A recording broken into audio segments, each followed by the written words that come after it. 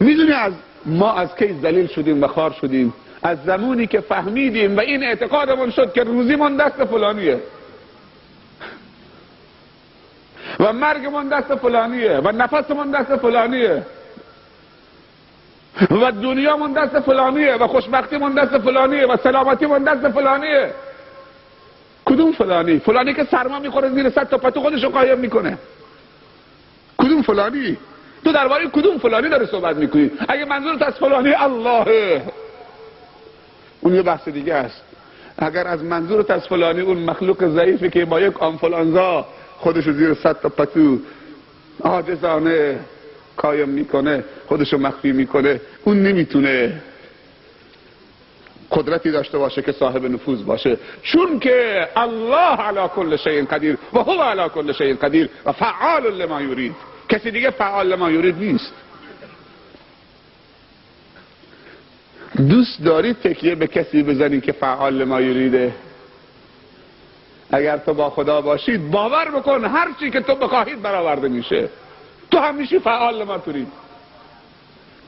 علما میگن که قدرت انسان، اگر این انسان با خدا باشه قدرتش خداییه و اگر این انسان با خدا نباشه قدرتش انسانیه. و قدرت انسان با قدرت خدا قابل مقایسه نیست. پس انسان زمانی که انسانه و جدا از خداست قدرتش در حد انسان و بشره. هرچند که قوی باشه ضعیفه. از نمرود قوی تر نیستید، از فرعون هم قوی تر نیستید، از بخت و نصر هم قوی تر نیستید، از اسکندر مقدونی هم قوی تر نیستید.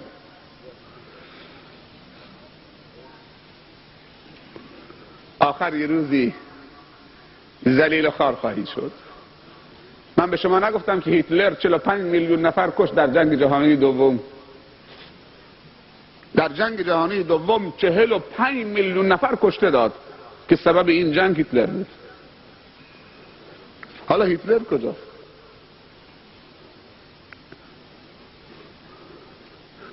هیتلر کجاست؟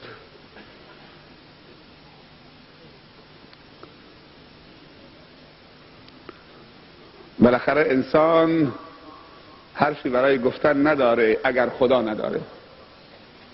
باور بکنید اگر خدا نداشته باشی در زندگیت حرفی برای گفتن ندارید، نه در دنیا نه در آخرت. تو کسی نیستی که دیگه حرف بزنی.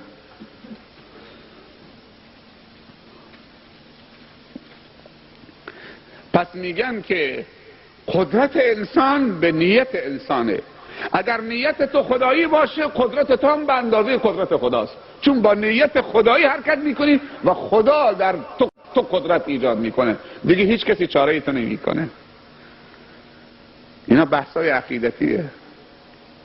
پس قدرت انسان تو مشت انسان نیست، قدرت انسان تو پای انسان نیست، قدرت انسان تو تیراندازی و بازوی انسان نیست، قدرت انسان تو پول انسان نیست، قدرت انسان تو زور و سلطان و مقام انسان نیست. میدونی قدرت انسان در چی انسانه؟ قدرت انسان تو دل انسانه، تو نیت انسانه. نیتت خدایی بکن قدرتت خدایی میشه. دیگه اگه یک عصای چوبی همراهت باشه بزنی به دریا، دریا نصف میشه، از وسط رد میشه. سبحان الله.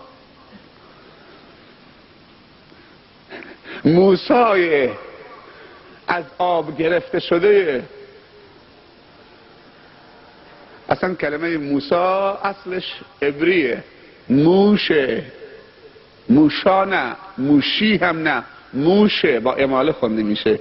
در لغت عبری به معنی از آب بیرون کشیده شده و گرفته شده.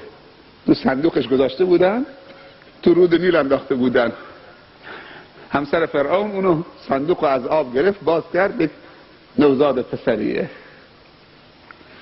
همون از آب گرفته شده خدای روی زمین رو در همون آبی که از زیر اون خدا رد میشد غرق کرد با یک عصایی که دستش بود. بسم الله زد به دریا، دونست شد، رد شد.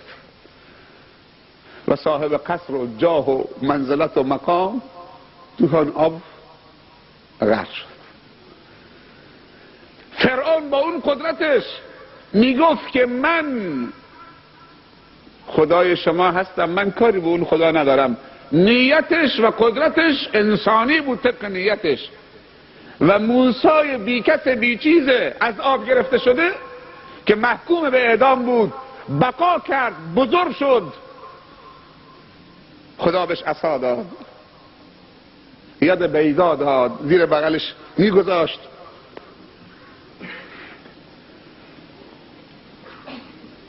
حضرت عیسی ببخشید عصا میزد به اژدها میشد، عصا میزد به صخره چشمه ها منفجر میشد، عصا میزد به رودخانه، رودخانه مثل یخ جمع میشد، اینطوری دیوار تبدیل به دیوار میشد، زمینی که ته دریا باشه خاک پیدا میشد، رد میشد.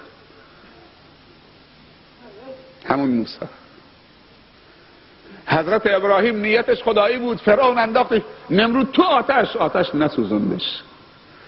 نیت وقتی خدایی باشه قدرت انسان خدایی میشه، توان انسان خیلی بالا میره، از زمین ها و آسمان ها بالاتر میره.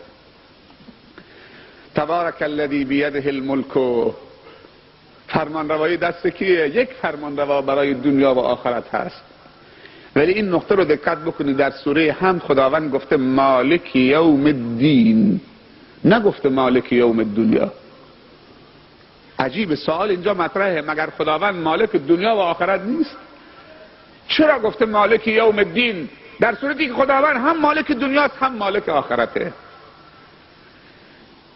چرا خودشو معرفی به مالک یوم الدین کرده؟ علتش میدونی چیه؟ که ارزش قیامت و آخرتو برای تو چه؟ اون قیامتی که ماندنیه، الله ماندنیه و مالک ماندنیه. زندگی آخرت، وقتی که رسول الله صلی الله علیه وسلم و یارانش از مکه هجرت کردن به یثرب، اولین کاری که کردن، 3 کار کردن. اولین کاری که کردن خانه خدا رو درست کردن. قبل از اینکه استراحت بکنه، یک هفته بخوابه تا خستگی اون 13-14 روز مسافرت با شتر در اون صحرای عربستان از کنار ساحل جده با اون رفیق هجرتش و صاحبش و رفیقش در غار ابوبکر صدیق رضی الله عنه، خستگی رو از بدن به در بکنه. آستین بالا زد، گفت فرصت نیست. این شطوری که اینجا قدم زده حد و حدود مسجد رو تعیین کرده، یالا شروع بکنید.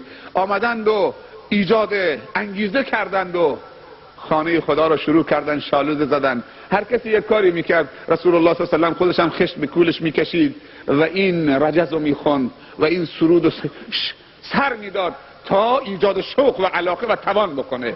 حالا توانشون وقتی سنگ می آوردن، خشت می آوردن، تنه درخت خرما می آوردن برای سقفش، سنگین بود. صحابه همه انصار و مهاجر اینو میگفتن و رسول الله اینو میگفت صلی الله علیه و سلم: اللهم لا عیش الا عیش الاخره، اللهم لا عیش الا عیش الاخره فاغفر للانصار والمهاجره. بارالله هیچ زندگی نیست که بقا داشته باشه، دوام داشته باشه، ماندنی باشه مگر زندگی آخرت. اللهم لا عیش الا عیش الاخره فاغفر للانصار والمهاجره. پس بیامرز انصار و مهاجر. اگر خدا در دنیا انسانو مغفرت کرد، عیش آخرت نصیبش میشه.